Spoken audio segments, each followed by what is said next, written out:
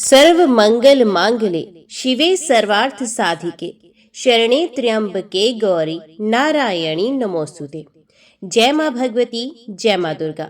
आज की वीडियो में आप सुनेंगे वैशाख मास महात्म्य में देवी पुराण के अध्याय 36 की कथा। श्री नारायण बोले, हे देव ऋषि, अब आप दीप तथा वर्ष के भेद से देवताओं के द्वारा किए गए संपूर्ण भूमंडल के विस्तार के विषय में सुनिए। इस प्रसंग में कहीं भी विस्तार ना करके मैं संक्षेप में ही वर्णन करूंगा। सर्वप्रथम 1,00,000 योजन परिमाण वाले जम्बू द्वीप का निर्माण हुआ। यह अति विशाल द्वीप आकृति में जैसे कमल की कर्णिका होती है वैसा ही गोल है। इस द्वीप में कुल 9,000 योजन तक विस्तार वाले 9 वर्ष कहे गए, जो चारों ओर से घिरे हुए अति विशाल रूप वाले 8 पर्वतों से अच्छी तरह से विभाजित है। धनुष के आकार की भांति 2 वर्षों को दक्षिण उत्तर तक फैला हुआ जानना चाहिए। वहीं 4 और विशाल वर्ष है। ईलाव्रत नाम का वर्ष चौकोर है। ये ईलाव्रत मध्य वर्ष भी कहा जाता है, जिसकी नाभि में 1,00,000 योजन ऊंचाई वाला स्वर्ण में सुमेरु नामक पर्वतराज विद्यमान है। ये पर्वत ही गोलाकार पृथ्वी रूप कमल की कर्णिका के रूप में स्थित है। इस पर्वत का शिखर भाग 32,000 योजन के विस्तार में है। इसका मूल भाग 16,000 योजन तक पृथ्वी पर फैला है और इतने ही योजन तक पृथ्वी के भीतर प्रविष्ट है। ईलाव्रत के उत्तर में उसकी सीमा के रूप में नील, श्वेत और श्रृंगवान ये 3 पर्वत कहे गए। वे पर्वत रम्यक नामक वृक्ष, दूसरे हिरण्य वृक्ष तथा तीसरे कुरु वृक्ष की सीमा व्यक्त करते हैं। वे वर्ष आगे की ओर फैले हैं। दोनों ओर की सीमा 4 समुद्र है। वे 2,000 योजन विस्तार वाले हैं। वे क्रमश एक से एक पूर्व की ओर दशांश में बढ़ते गए हैं और उत्तर में एक एक दशांश का अंतर चौड़ाई में कम होता गया है। ये वर्ष अनेक नदियों तथा सरोवरों से युक्त है। ईलाव्रत के दक्षिण में निशित, हेमकूट और हिमालय नामक अत्यंत सुंदर 3 पर्वत पूर्व की ओर फैले हुए हैं। वे 10,000 योजन ऊंचाई वाले कहे जाते हैं। हरिवृक्ष, किमपुरुष और भारतवर्ष, इन तीनों का विभाग अनुसार यथार्थ वर्णन किया गया है। ये तीनों पर्वत उक्त तीनों वर्षों की सीमा है। ईलाव्रत के पश्चिम में माल्यावान नामक पर्वत और पूर्व की ओर श्रीयुक्त गंधमादन पर्वत स्थित है। ये दोनों पर्वत नील पर्वत से लेकर निषिद्ध पर्वत तक लंबाई में फैले हुए हैं और चौड़ाई में इनका विस्तार 2,000 योजन है। ये दोनों पर्वत केतुमाल और भद्राशव इन दोनों वर्षों की सीमा निश्चित करते हैं। मंदर, मेरु मंदर, सुपार्श्व और कुमुद ये चारों पर्वत सुमेरु गिरी के पाद के रूप में कहे गए हैं। 10-10 हजार योजन ऊंचाई वाले ये पर्वत सभी ओर से सुमेरु को सहारा दिए हुए चारों दिशाओं में विराजमान है। इन पर्वतों पर आम, जामुन, कदम्ब तथा बरगद के वृक्ष स्थित हैं, जो इन पर्वत राज्यों की ध्वजाओं के रूप में विराजमान है। इनमें से सभी वृक्ष 1100 योजन ऊंचाई वाले हैं। इतना ही नहीं, इनके शाखाओं का विस्तार है और ये 100 योजन मोटाई वाले हैं। इन पर्वतों पर दूध, मधु, ईख के रस और सुस्वादु जल से परिपूर्ण 4 सरोवर हैं, जिनमें स्नान, आचमन आदि करने वाले देवता योग संबंधी महाशक्तियां प्राप्त कर लेते हैं। वहां स्त्रियों को सुख प्रदान करने वाले नंदन, चैत्रथ, वैभराज और सर्वभद्र नामक 4 देव उद्यान हैं। गंधर्व आदि उपदेवताओं के द्वारा गाई जाने वाली महिमा से युक्त महाभाग देवतागण सुंदर अंगनाओं के साथ वहां निवास करते हैं और स्वतंत्र होकर सुखपूर्वक यथेष्ट विहार करते हैं। मंद्राचल के शिखर पर विराजमान 1100 योजन ऊंचे दिव्य आम्र वृक्ष के फल अमृत में पर्वत शिखर के समान विशाल, अत्यंत स्वादिष्ट तथा कोमल होते हैं।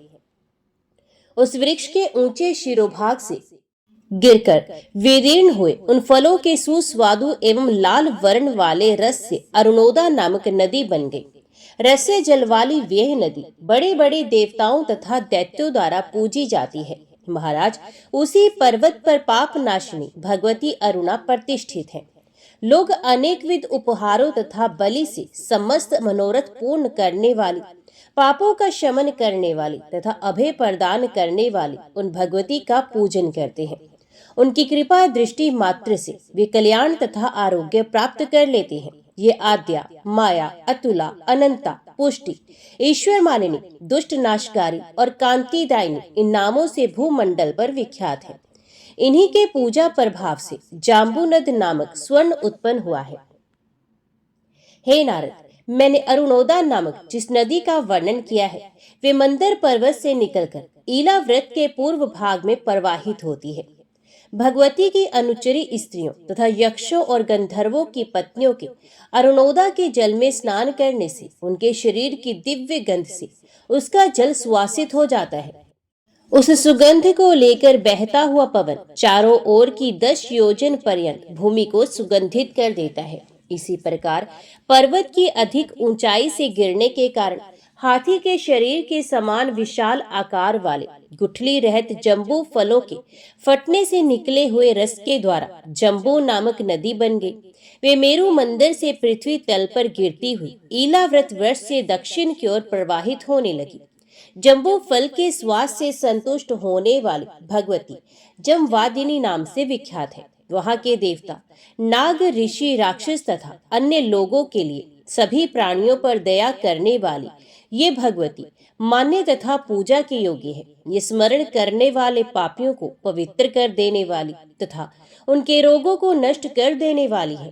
देवताओं की भी वंदनीय इन भगवती का कीर्तन करने से विघ्नों का नाश हो जाता है। कोकिलाक्षी, कामकला, करुणा, काम पूजिता, कठोर विग्रह, धन्या, नागकामान्या, गंभस्तनी इन नामों का उच्चारण करके मनुष्यों को सदा देवी का जप करना चाहिए। जम्बू नदी के तटों पर जो विद्यमान मिट्टी है वे जम्बू रस से सिक्त होकर और पुनः सूर्य तथा वायु के संपर्क से स्वर्ण बन जाती है। उसी से विद्याधरों और देवताओं की स्त्रियों के अनेक उत्तम आभूषण बने हैं। वे जम्बूनद स्वर्ण देव निर्मित कहा गया है। सदा अपनी स्त्रियों की कामना पूर्ण करने वाले देवतागण उसी स्वर्ण से मुकुट, करधनी और केयूर आदि का निर्माण करते हैं। कदम्ब का एक विशाल वृक्ष सुपार्श्व पर्वत पर विराजमान बताया गया है। उसके कोटरों से जो 5 धाराएं निकली हुई बताई गई हैं, ये सुपार्श्व गिरी के शिखर पर गिरकर पृथ्वी तल पर आई हैं। ये 5 मधुधाराएं ईला वृक्ष के पश्चिम भाग में प्रवाहित होती हैं। इनका सेवन करने वाले देवताओं के मुख की सुगंध लेकर प्रवाहित होता हुआ पवन चारों ओर 100 योजन तक की भूमि को सुवासित कर देता है। भक्तों का काम सिद्ध कर देने वाली महादेवी धारेश्वरी वहां वास करती हैं। देव पूज्या, महोत्सवा, काल रूपा, महानना, करम फलदा, कांता ग्रहणेश्वरी, कराल देहा, कालंगी और कामकट प्रवर्तनी इन नामों से सर्व सुरेश्वरी भगवती की पूजा करनी चाहिए। इसी प्रकार कुमुद पर्वत के ऊपर शतबल नाम से प्रसिद्ध जो वट वृक्ष है, उसके शाखाओं से नीचे गिरते हुए रस से बहुत से नद हो गए हैं। कुमुद गिरी के शिखर से नीचे की ओर गिरने वाले वे सभी नद दूध, दही, मधु, घी, गुड़, अन्न, वस्त्र, शैया, आसन तथा आभूषण आदि के द्वारा सबके मनोरथों को पूर्ण करने वाले हैं। ये ईला व्रत के उत्तर भाग की संपूर्ण भूमि को अपलावित किए रहते हैं। इन्हीं के तट पर देवताओं और दानवों द्वारा नित्य उपासित भगवती मीनाक्षी प्रतिष्ठित है। नीलांबरा, रौद्रमुखी, नीलाल युक्ता, अति मान्या, अति पूज्या, मत मातंग गामिनी, मदोमत गामिनी, मान प्रिया, मान प्रियंतरा, मार वेगधरा, मार पूजिता, मार मादिनी, मयूर वट शोभान्या तथा शिख वाहन गर्भभू इन नामों से युक्त पदों के द्वारा स्वर्गवासी देवताओं को अभिष्ट फल तथा वर प्रदान करने वाली देवी की वंदना करनी चाहिए। सदा पर ब्रह्म से सानिध्य रखने वाली वे भगवती मीनाक्षी जप तथा ध्यान करने वाले प्राणियों को सम्मान प्रदान करती हैं। उन नदों का जल पीने से चैतन्य प्राप्त करने वाले प्राणियों के शरीर पर झुर्रियां तथा केशों की सफेदी के लक्षण कभी दिखाई नहीं पड़ते। थकान, पसीने आदि में दुर्गंधि, जरा, रोग, भय, मृत्यु, भ्रम, शीत एवं उष्ण वायु विकार, मुख पर उदासी एवं अन्य आपत्तियों कभी नहीं उत्पन्न होती और जीवन पर्यंत प्राणी को सुख मिलता है और वे सुख पूर्ण रूप से निरंतर बढ़ता ही रहता है। हे नारद, अब मैं उस सुमेरु नामक स्वर्ण में पर्वत के अवान्तर पर्वतों का वर्णन करूंगा।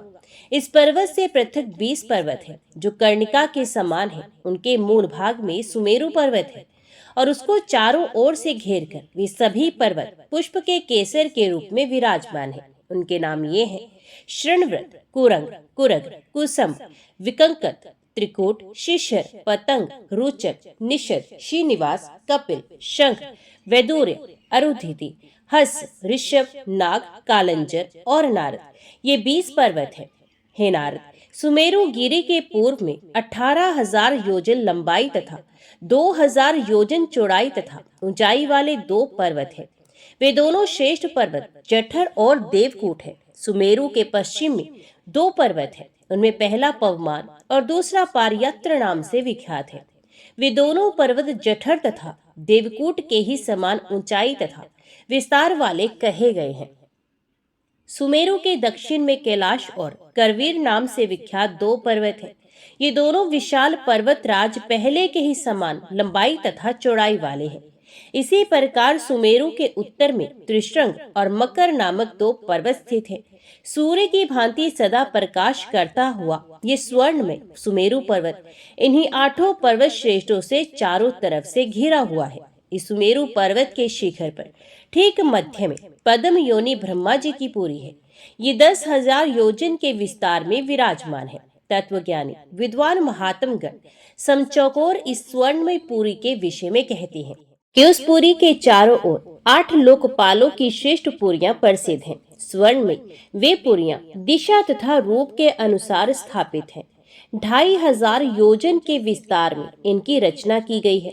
इस प्रकार सुमेरु पर्वत पर ब्रह्मा तथा इंद्र, अग्नि आदि लोकपालों की मनोवती, अमरावती, तेजोवती, संयमिनी, कृष्णांगना, श्रद्धावती, गंधवती, महोदया और यशोवती ये 9 पुरियां प्रतिष्ठित हैं। हे नारद, यज्ञ मूर्ति सर्वव्यापी भगवान विष्णु के बाएं पैर के अंगूठे के नख से आघात के कारण ब्रह्मांड के ऊपरी भाग में हुए छिद्र के मध्य से गंगा प्रकट हुई और हे विभो, वे स्वर्ग के शिखर पर आकर रुक गई। संपूर्ण प्राणियों के पापों का नाश करने वाले जल से परिपूर्ण ये गंगा संसार में साक्षात विष्णुपदी के नाम से प्रसिद्ध है।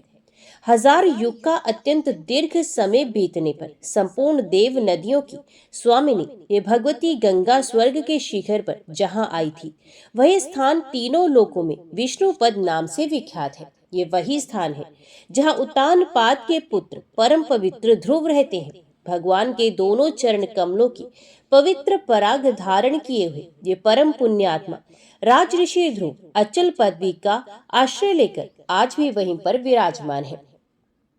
गंगा के प्रवाह को जानने वाले तथा सभी प्राणियों के हित की कामना करने वाले उदार हृदय सप्तऋषि भी वहीं रहते हैं और उनकी प्रदक्षिणा किया करते हैं।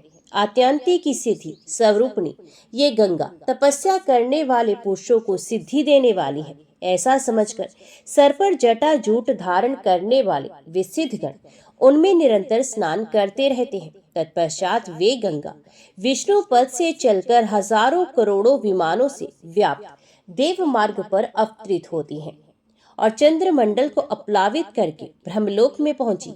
हे नारद, वहां ब्रह्मलोक में वे देवी गंगा 4 भागों में विभक्त होकर 4 नामों से चारों दिशाओं में प्रवाहित हुई और अंत में वे नद तथा नदियों के स्वामी समुद्र में मिल गई। सीता, चक्षु, अलकनंदा और भद्रा इन 4 नामों से वे प्रसिद्ध हैं। उनमें से सभी पापों का शमन करने वाले सीता नाम से विख्यात गंगा ब्रह्मलोक से उतरकर केसर नामक पर्वतों के शिखर से गिरती हुई गंधमादन पर्वत के शिखर पर गिरी और वहां से भद्राश्व वर्ष के बीच से होती हुई पूर्व दिशा में चली गई। इसके बाद देवताओं से पूजित वे देव नदी गंगा शरोदधि में जाकर मिल गई। तदंतर चक्षु नाम वाली दूसरी गंगा माल्यवान पर्वत के शिखर से निकली और अत्यंत वेग के साथ बहती हुई केतुमाल वर्ष में आ गई। पुनः देव वंद्या में वे देव नदी गंगा पश्चिम दिशा में आ गई और अंत में सागर में समाविष्ट हो गई। हे नारद, तीसरी वे पुण्य में धारा अलकनंदा नाम से विख्यात है। वे ब्रह्मलोक के दक्षिण से होकर बहुत से वनों और पर्वत शिखरों को पार करके पर्वत श्रेष्ठ हेमकुंड पर पहुंची। यहाँ से भी निकलकर वे अत्यंत वेग के साथ बहती हुई भारतवर्ष में आ गई।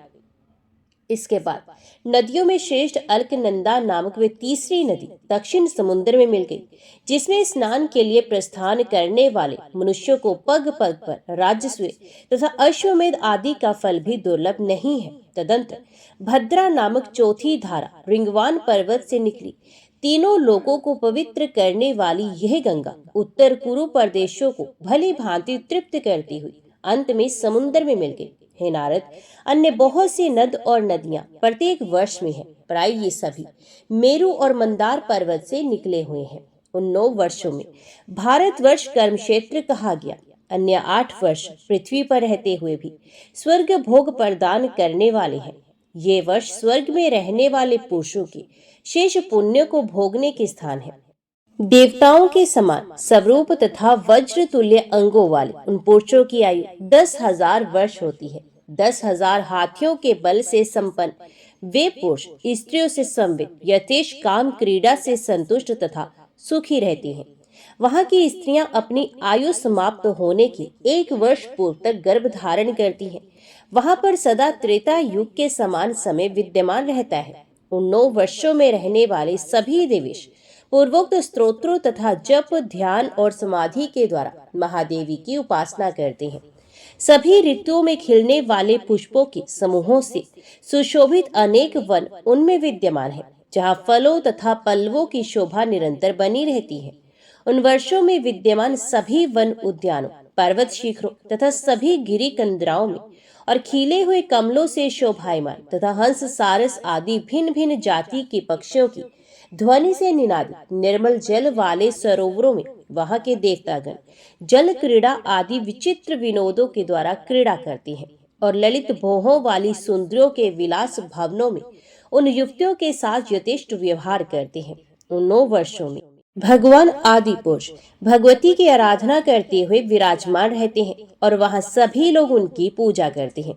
वे भगवान लोकों से पूजा स्वीकार करके निमित्त अपने विभिन्न मूर्तियों के रूप में समाहित होकर वहां विराजमान रहते हैं। ईलाव्रत वर्ष में भगवान श्री हरि ब्रह्मा जी के नेत्र से उत्पन्न भवरूप में अपनी भार्या भवानी के साथ नित्य निवास करते हैं। उस क्षेत्र में कोई दूसरा प्रवेश नहीं कर सकता। वहां जाने पर भवानी के शाप से पुरुष तत्काल नारी हो जाता है।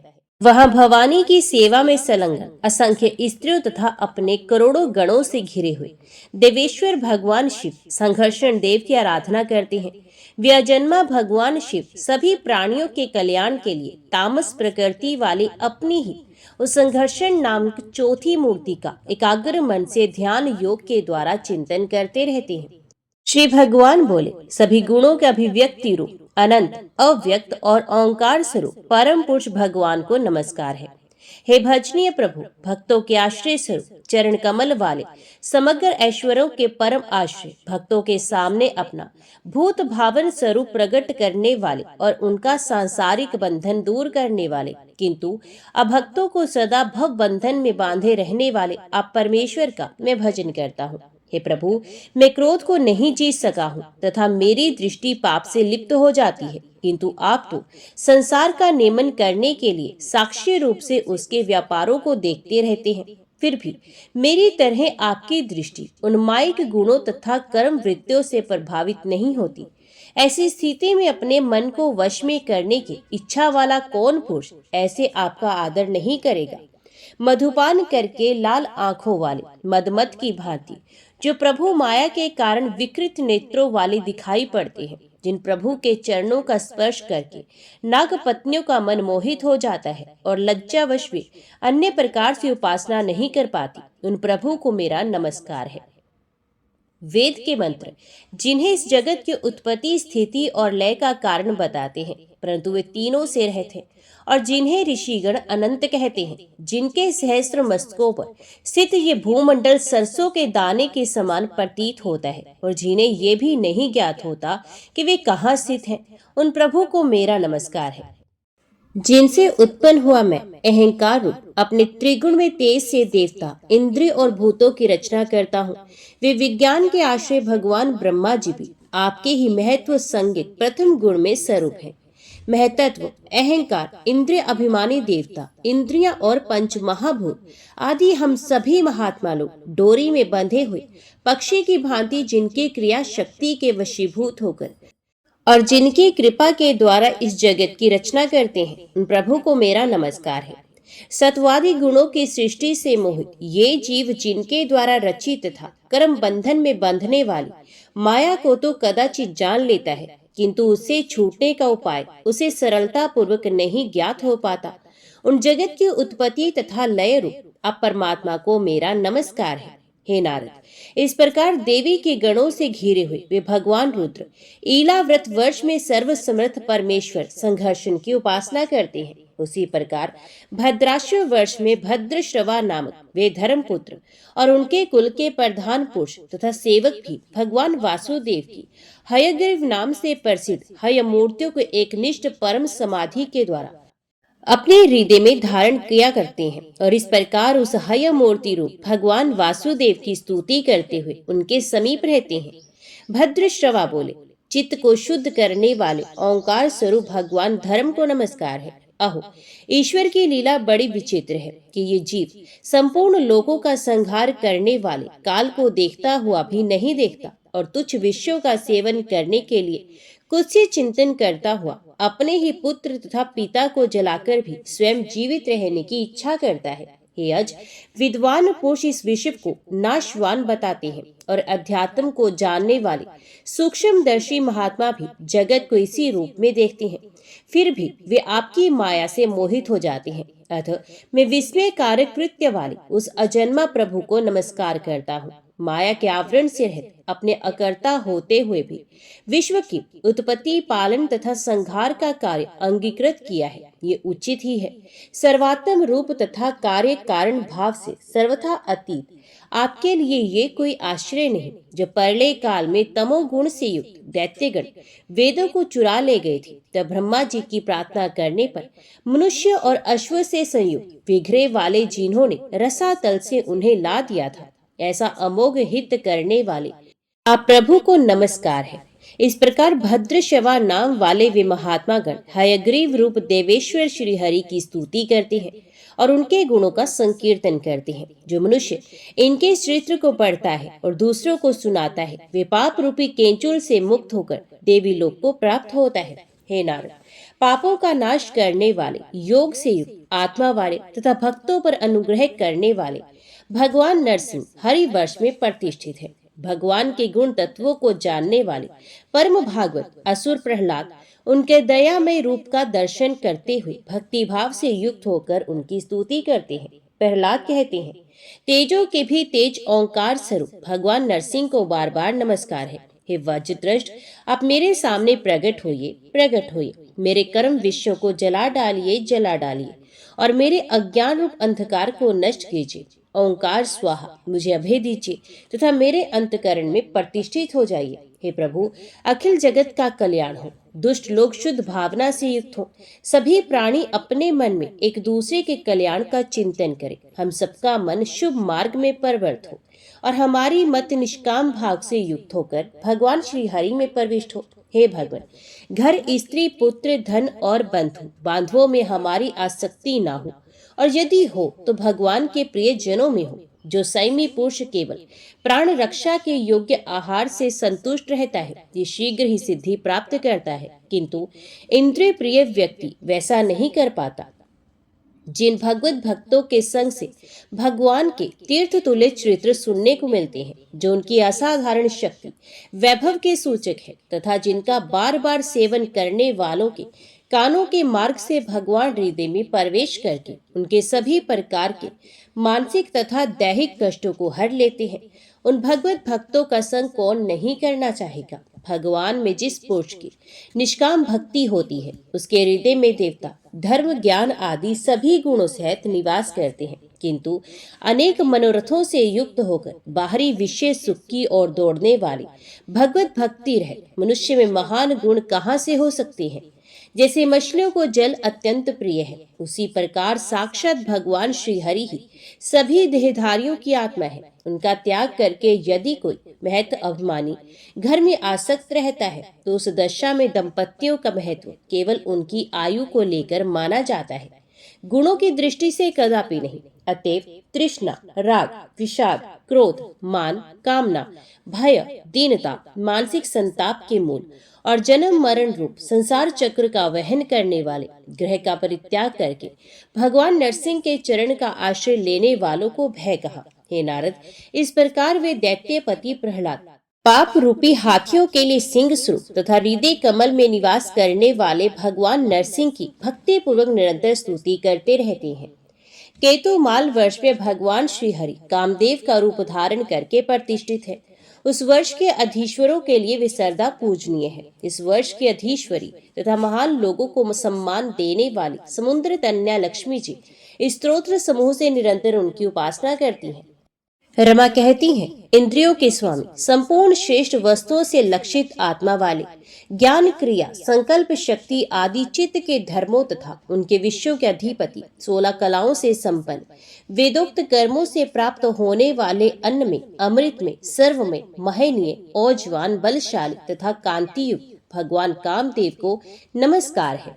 हे प्रभु, स्त्रियां अनेक प्रकार के व्रतों द्वारा अपने ऋषिकेश्वर की आराधना करके लोक में अन्य पति की इच्छा किया करती हैं, किंतु वे पति उनके प्रिय पुत्र, धन और आयु की रक्षा नहीं कर पाते हैं, क्योंकि वे स्वयं ही परतंत्र होते हैं। हे परमात्मन, पति तो वे होता है जो स्वयं किसी से भयभीत ना रहकर भयग्रस्त जन की भलीभांति रक्षा करता है। वैसे पति एकमात्र आप ही हैं। यदि एक से अधिक पति माने जाए तो उन्हें परस्पर भय की संभावना रहती है। अतः आप अपनी प्राप्ति से बढ़कर और कोई लाभ नहीं मानते। हे भगवान, जो स्त्री आपके चरण कमलों के पूजन की कामना करती है और अन्य वस्तु की अभिलाषा नहीं करती, उसकी सभी कामनाएं पूर्ण हो जाती हैं। किंतु जो किसी एक कामना को लेकर आपकी उपासना करती हैं, उसे आप केवल वही वस्तु देते हैं, और जब भोग के पश्चात वे वस्तु नष्ट हो जाती है तो उसके लिए उसे दुखी होना पड़ता है। हे अजित, इंद्रिय सुख पाने का विचार रखने वाले ब्रह्मा, रुद्र, देव तथा दानव आदि मेरी प्राप्ति के लिए कठिन तप करते हैं, किंतु आपके चरण कमलों की उपासना करने वाले के अतिरिक्त अन्य कोई भी मुझे प्राप्त नहीं कर सकते, क्योंकि मेरा हृदय सदा आप में ही लगा रहता है। हे अच्युत, आप अपने जिस वंदनीय कर कमल को भक्तों के मस्तक पर रखते हैं, उसे मेरे भी सर पर रखिए। आप मुझे केवल श्रीवत्स रूप से अपने वक्षस्थल पर ही धारण करते हैं। माया से की हुई आप परमेश्वर की लीला को जानने में भला कौन समर्थ है। हे नारद, इस प्रकार केतु माल वर्ष में लक्ष्मी जी तथा इस वर्ष के अन्य प्रजापति आदि प्रमुख अधीश्वर भी कामना सिद्धि के लिए कामदेव रूपधारी लोक बंधु स्वरूपी श्री हरि की स्तुति करते हैं। रम्यक नामक वर्ष में मनु जी भगवान श्री हरि की देवदान पूजित सर्वश्रेष्ठ मत्स्य मूर्ति की निरंतर इस प्रकार स्तुति करते रहते हैं। मनु जी कहते हैं, सबसे प्रधान सत्व में प्राण सूत्रात्मा, ओजस्वी तथा बल युक्त ओंकार स्वरूप भगवान महामत्स्य को बारंबार नमस्कार है। आप सभी प्राणियों के भीतर और बाहर संचरण करते हैं। आपके रूप को ब्रह्मा आदि सभी लोकपाल भी नहीं देख सकते। वेद ही आपका महान शब्द है। ये ईश्वर आप ही हैं। ब्राह्मण आदि विधि निषेधात्मक रूप डोरी से इस जगत को अपने अधीन करके उसे उसी प्रकार नचाते हैं जैसे कोई नट कठपुतली को नचाता है। आपके प्रति ईर्ष्या भाव से भरे हुए लोकपाल आपको छोड़कर अलग अलग तथा मिलकर भी मनुष्य, पशु, नाग आदि जंगम तथा स्थावर प्राणियों की रक्षा करने का प्रयत्न करते हुए भी रक्षा नहीं कर सके। हे अजन्मा प्रभु, जब ऊंची लहरों से परले कालीन समुद्र विद्यमान था, तब आप औषधियों और लताओं की निधि स्वरूप पृथ्वी तथा मुझको लेकर उस समुद्र में उत्साह पूर्वक क्रीड़ा कर रहे थे। जगत के समस्त प्राण समुदाय के नेता अब भगवान मत्स्य को नमस्कार है। इस प्रकार राजाओं में श्रेष्ठ मनु जी सभी संशयों का समूल समाप्त कर देने वाले मत्स्य रूप में अवतीर्ण देवेश्वर भगवान श्री हरि की स्तुति करते हैं। भगवान के ध्यान योग के द्वारा अपने संपूर्ण पापों को नष्ट कर चुके तथा महाभागवतों में श्रेष्ठ मनु जी भक्ति पूर्वक भगवान की उपासना करते हुए यहाँ प्रतिष्ठित रहते हैं। हे नारद, हिरण्यमय नामक वर्ष में भगवान श्री हरि कूर्म रूप धारण करके विराजमान है। यहाँ अर्यमा के द्वारा उन योगेश्वर भगवान की पूजा तथा स्तुति की जाती है। अर्यमा कहते हैं, संपूर्ण सत्व आदि गुण विशेषणों से युक्त, जल में रहने के कारण अलक्षित स्थान वाले, काल से सर्वथा अतीत, आधार स्वरूप तथा ओंकार रूप भगवान कूर्म को बारंबार नमस्कार है। हे प्रभु, अनेक रूपों में दिखाई देने वाला ये जगत यद्यपि मिथ्या ही निश्चय होता है, इसलिए इसकी वस्तुत कोई संख्या नहीं है, तथापि ये माया से प्रकाशित होने वाला आपका ही रूप है। ऐसे उन अनवर्चनीय आपको नमस्कार है। एकमात्र आप ही जरायुज, स्वेदज, अंडज, उद्भिज, चर अचर देवता, ऋषि, पितृ, भूत, इंद्रिय, स्वर्ग, आकाश, पृथ्वी, पर्वत, नदी, समुद्र, द्वीप, ग्रह और नक्षत्र इन नामों से विख्यात है। विद्वानों ने असंख्य नाम, रूप और आकृतियों वाले आप में जिन 24 तत्वों की संख्या निश्चित की है, वे जिस जिस तत्व दृष्टि का उदय होने पर निर्वृत्त हो जाती है, वे भी वस्तुत आपका ही स्वरूप है। ऐसे सांख्य सिद्धांत स्वरूप आपको मेरा नमस्कार है। इस प्रकार अर्यमा हिरण्य वर्ष के अन्य अधीश्वरों के साथ सभी प्राणियों को उत्पन्न करने वाले कूर्म रूप देवेश्वर भगवान श्री हरि की स्तुति, उनका गुण अनुवाद तथा भजन करते हैं। उत्तर कुरु वर्ष में पृथ्वी देवी आदि वरारूप यज्ञ पुरुष भगवान श्री हरि की निरंतर उपासना करती हैं। प्रेम रस से परिपूर्ण हृदय कमल वाली वे पृथ्वी देवी दैत्यों का नाश करने वाले यज्ञ वराह श्री हरि की विधि पूर्वक पूजा करके भक्ति भाव से उनकी स्तुति करती हैं। पृथ्वी कहती हैं, मंत्रों के द्वारा तत्वों वाले यज्ञ तथा कृतु स्वरूप बड़े बड़े यज्ञ रूप अवयवों वाले सात्विक कर्मों वाले तथा त्रियुग मूर्ति रूप आप ओंकार स्वरूप भगवान महावराह को बारंबार नमस्कार है। काष्ठों में छिपी हुई अग्नि को प्रकट करने के लिए मंथन करने वाले ऋत्विज गणों की भांति परम प्रवीण विद्वान पुरुष कर्मासक्ति एवं कर्म फल की कामना से छिपे हुए जिनके रूप को देखने की इच्छा से अपने विवेक युक्त मन रूपी मथानी द्वारा शरीर एवं इंद्रियों को मथ डालते हैं। इस प्रकार मंथन के पश्चात अपने रूप को प्रकट करने वाले आपको नमस्कार है। हे प्रभु, विचार तथा यम नियम आदि योगांगों के साधकों के प्रभाव से निश्चयात्मिका बुद्धि वाले महापुरुष द्रव्य, क्रिया हेतु, अयन, ईश्वर कर्ता आदि माया के कार्यों को देखकर जिनके वास्तविक स्वरूप का निश्चय करते हैं, ऐसे मायिक आकृतियों से रहित आपको नमस्कार है। जिसकी इच्छा मात्र से निष्प्रय होती हुई भी प्रकृति गुणों के द्वारा जगत की उत्पत्ति, स्थिति और संहार के कार्य में इस प्रकार प्रवृत्त हो जाती है, जैसे चुंबक का स्पर्श पाकर लोहा गतिशील हो जाता है। उन आप संपूर्ण गुणों एवं कर्मों के साक्षी श्री हरि को नमस्कार है, जिन्होंने एक हाथी को पछाड़ने वाले दूसरे हाथी की भांति युद्ध के अवसर पर खेल खेल में प्रतिद्वंदी दैत्य हिरणाक्ष का लीला पूर्वक हनन करके मुझे अपने दाढ़ों के अग्रभाग पर उठाकर रसातल से बाहर निकाल लिया। उन जगत के आदि कारण स्वरूप सर्वशक्तिमान भगवान वराह को नमस्कार है।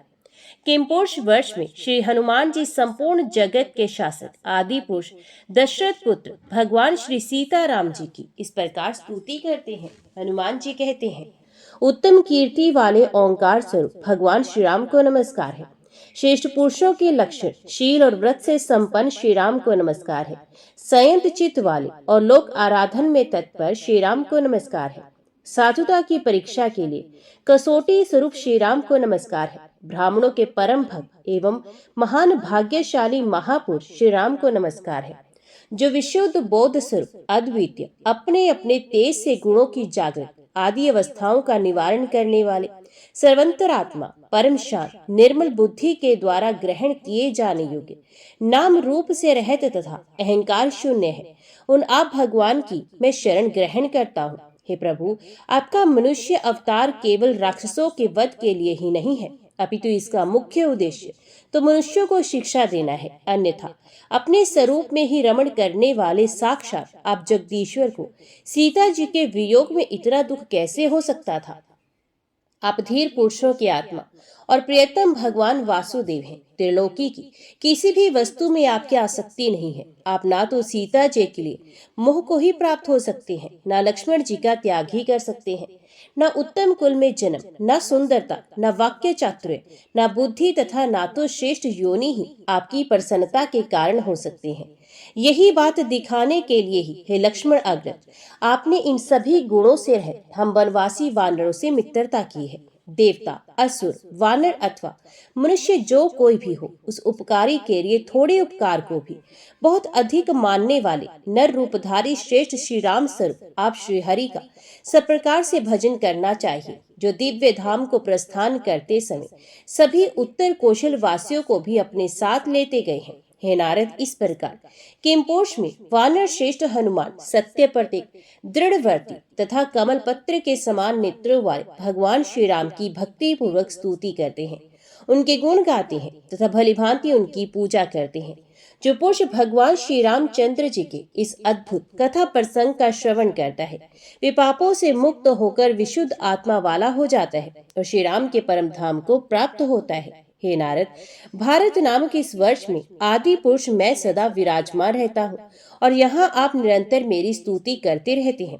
नारद बोले, शांत स्वभाव वाले, अहंकार से रहित, निर्धनों के परम धन्य, ऋषियों में श्रेष्ठ, परमहंसों के परम गुरु, आत्मा रामों के अधिपति तथा ओंकार स्वरूप भगवान नारायण को बार बार नमस्कार है, जो विश्व की उत्पत्ति आदि में उनके कर्ता होकर भी कर्तव्य के अभिमान से नहीं बंधते, जो देह में रहते हुए भी भूख प्यास आदि दैहिक गुण धर्मों के वशीभूत नहीं होते तथा दृष्टा होते हुए भी जिनकी दृष्टि दृश्य के गुण दोषों से दूषित नहीं होती, उन असंग तथा विशुद्ध साक्षी स्वरूप भगवान नारायण को नमस्कार है। हे योगेश्वर, हिरण्यगर्भ ब्रह्मा जी ने योग साधन की सबसे बड़ी कुशलता यही बताई है कि मनुष्य अंतकाल में देह अभिमान को छोड़कर भक्ति पूर्वक आप गुणातीत में अपना मन लगाए। लौकिक तथा पारलौकिक भोगों की लालसा रखने वाला मूढ़ मनुष्य जैसे पुत्र, स्त्री और धन की चिंता करता हुआ मृत्यु से डरता है, उसी प्रकार यदि विद्वान भी इस कुत्सित शरीर के छूट जाने के भय से युक्त रहे तो ज्ञान प्राप्ति के लिए किया हुआ उसका सारा प्रयत्न केवल परिश्रम मात्र है। अतः हे अधोक्षज, हे प्रभु, आप हमें अपना स्वाभाविक प्रेम रूप भक्ति योग प्रदान कीजिए, जिसे इस निंदनीय शरीर में आपकी माया के कारण बद्धमूल हुई दुर्भेद्य अहंता तथा ममता को हम तुरंत काट डालें। इस प्रकार अखिल गात्यव्य रहस्य को देखने वाले मुनिश्रेष्ठ नारद निर्विकार भगवान नारायण की स्तुति करते रहते हैं। नारायण बोले, हे देवऋषि, इस भारतवर्ष में अनेक नदियां तथा पर्वत हैं। अब मैं उनका वर्णन करूंगा, आप एकाग्रचित होकर सुनिए। मल्य, मंगलप्रस्थ, मैनाक, त्रिकूट, ऋषभ, कुटक, कोलल, सहन्य, देवगिरी, ऋष्यमुख, श्रीशैल, व्यंकटादि, महेंद्र, वारीधार, विंध्य, मुक्तिमान, ऋष्व, पारियात्र, द्रोण, चित्रकूट, गोवर्धन, रैवतक, कुकुप, नील, गौरमुख, इंद्रकील तथा कामगिरी पर्वत है। इनके अतिरिक्त भी प्रचुर पुण्य प्रदान करने वाले अन्य असंख्य पर्वत हैं। इन पर्वतों से निकली हुई सैकड़ों हजारों नदियां हैं, जिनका जल पीने, जिनमें डुबकी लगाकर स्नान करने, दर्शन करने तथा जिनके नाम का उच्चारण करने से मनुष्यों के तीनों प्रकार के पाप नष्ट हो जाते हैं। ताम्रपर्णी, चंद्रवंशा, कृतमाला, वटोदका, व्यासी, कावेरी, वेणा, पयस्विनी, तुंगभद्रा, कृष्णवेणा, शर्करावर्त्या, गोदावरी, भीमरथी, निर्वंध्या, पयोषणी, तापी, रेवा, सुरसा, नर्मदा, सरस्वती, चरमवती, सिंधु, अंध तथा शोण नाम वाले दो महान नद ऋषिकुल्या, त्रिसामा, वेद स्मृति, महानदी, कोशिकी, यमुना, मंदाकिनी, दृष्टवती, गोमती, सरयू, रोधवती, सप्तवती, सुषोमा, शतद्रु, चंद्रभागा, मृतवृद्धा, वित्सता, अस्किनी और विश्वा, ये प्रसिद्ध नदियां हैं। इस भारतवर्ष में जन्म लेने वाले पुरुष अपने अपने शुक्ल, लोहित तथा कृष्ण कर्मों के कारण देव, मनुष्य तथा नारकीय भोगों को प्राप्त करते हैं। भारतवर्ष में निवास करने वाले सभी लोगों को अनेक प्रकार के भोग सुलभ होते हैं। अपने वर्ण धर्म के नियमों का पालन करने से मोक्ष तक निश्चित रूप से प्राप्त हो जाता है। इस मोक्ष रूपी महान कार्य की सिद्धि का साधन होने के कारण ही स्वर्ग के निवासी वेदज्ञ मुनिगण भारतवर्ष की महिमा का इस प्रकार वर्णन करते हैं। अहो, जिन जीवों ने भारतवर्ष में भगवान की सेवा के योग्य जन्म प्राप्त किया है, उन्होंने ऐसा क्या पुण्य किया है, अथवा इन पर स्वयं श्री हरि ही प्रसन्न हो गए हैं। इस सौभाग्य के लिए ही तो हम लोग भी लालायित रहते हैं। हमने कठोर यज्ञ, तप, व्रत, दान आदि के द्वारा जो ये तुच्छ स्वर्ग प्राप्त किया है, इससे क्या लाभ। यहाँ तो इंद्रियों के भोगों की अधिकता के कारण स्मरण शक्ति क्षीण हो जाने से भगवान के चरण कमलों की स्मृति होती ही नहीं। इस स्वर्ग के निवासियों की आयु एक कल्प की होने पर भी उन्हें पुनः जन्म लेना पड़ता है। उसकी अपेक्षा भारत भूमि में अल्प आयु वाला होकर जन्म लेना श्रेष्ठ है, क्योंकि यहाँ धीर पुरुष एक क्षण में ही अपने इस मर्त्य शरीर से किए हुए संपूर्ण कर्म भगवान को अर्पण करके उनका अभयपद प्राप्त करते हैं। जहाँ भगवत कथा की अमृत में सरित प्रवाहित होती नहीं, जहाँ उसके उद्गम स्थान स्वरूप भगवत भक्त साधुजन निवास नहीं करते, और जहाँ समारोह पूर्वक भगवान यज्ञेश्वर की पूजा अर्चना नहीं होती, वे चाहे ब्रह्मलोक ही क्यों ना हो, उसका सेवन कदापि नहीं करना चाहिए। भारतवर्ष में उत्तम ज्ञान, कर्म तथा द्रव्य आदि से संपन्न मानव योनि प्राप्त करके भी जो प्राणी आवागमन रूप बंधन से छूटने का प्रयत्न नहीं करते, वे व्याध की फांसी से मुक्त होकर फल आदि के लोभ से उसी वृक्ष पर विहार करने वाले जंगली पक्षियों की भांति पुण्य बंधन में पड़ते हैं। भारतवासियों का कैसा सौभाग्य है कि जब वे यज्ञ में भिन्न भिन्न देवताओं के उद्देश्य से अलग अलग भाग रखकर विधि, मंत्र और द्रव्य आदि के योग से भक्ति पूर्वक हवि प्रदान करते हैं, तब भिन्न भिन्न नामों से पुकारे जाने पर संपूर्ण कामनाओं को पूर्ण करने वाले वे एक पूर्ण ब्रह्म श्री हरि स्वयं ही प्रसन्न होकर उस हवि भाग को ग्रहण करते हैं। ये ठीक है कि भगवान सकाम पुरुषों के मांगने पर उन्हें अभिष्ट पदार्थ देते हैं, किंतु ये भगवान का वास्तविक दान नहीं है, क्योंकि उन वस्तुओं को पा लेने पर भी मनुष्य के मन में पुनः कामनाएं होती ही रहती हैं। इसके विपरीत जो उनका निष्काम भाव से भजन करते हैं, उन्हें तो वे साक्षात अपने चरण कमल ही दे देते हैं, जो अन्य समस्त इच्छाओं को समाप्त कर देने वाले हैं। हे नारद, इस प्रकार स्वर्ग को प्राप्त देवता, सिद्ध और महर्षिगण भारतवर्ष की उत्तम महिमा का गान करते हैं। जम्बू द्वीप में अन्य 8 उपद्वीप भी बताए गए हैं। खोए हुए घोड़ों के मार्ग का अन्वेषण करने वाले सगर के पुत्रों ने इन उपद्वीपों की कल्पना की थी। स्वर्णप्रस्थ, चंद्रशुक्र, आवर्तन, रमाणक, मंदार हरिण, पंचजन्य, सिंघल और लंका, ये 8 उपद्वीप प्रसिद्ध हैं। इस प्रकार मैंने विस्तार के साथ जम्बू द्वीप का प्रमाण बता दिया। अब इसके बाद पलक्ष आदि 6 द्वीपों का वर्णन करूंगा। जय माँ भगवती, जय माँ दुर्गा। आगे की कथा हम अगले अध्याय में सुनेंगे।